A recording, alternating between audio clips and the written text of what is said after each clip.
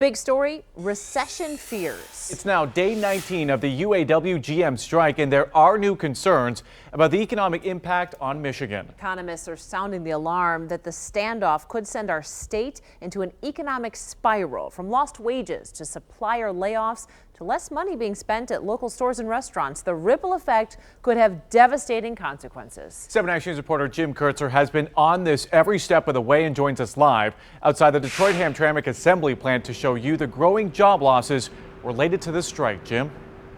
Yeah, the state is hurting. These workers are hurting. The company is hurting.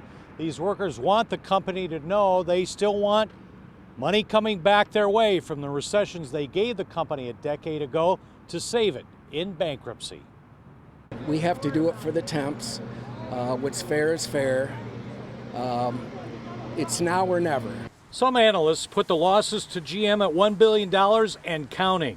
The lost wages for the 46,000 workers are also adding up.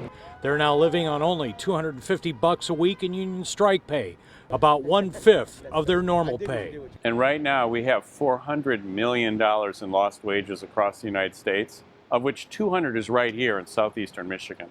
The footprint for those GM and worker losses goes from Detroit up to Flint, Saginaw, and over to Lansing. This economist says we're just days away from the R word, recession. We estimate that we've already lost about 2% of all of that earned income for the third quarter.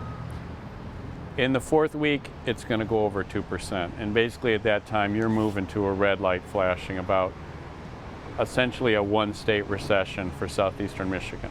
Today was a call for a sea of red at the GM headquarters downtown, where the negotiations have been going on daily. Among the people who showed up, UAW workers, not at GM but next year, a steering component supplier to GM, and a major employer up in Saginaw. It shut down and laid off 1,000 workers 2 weeks ago. Is it frustrating for you? At times it can be, being that I have a daughter, so it's really hard. It's not just Nextra laid off. There's plenty of other plants laid off that people don't even know about, people never heard of. There's several plants laid off.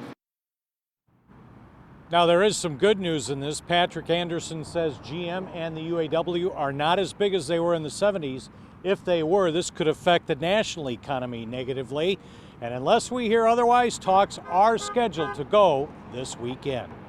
Live on the east side, Jim Kurtzner, 7 Action News. All right, thanks, Jim. For the latest on the negotiations and the renewed recession fears, please head to WXYZ.com.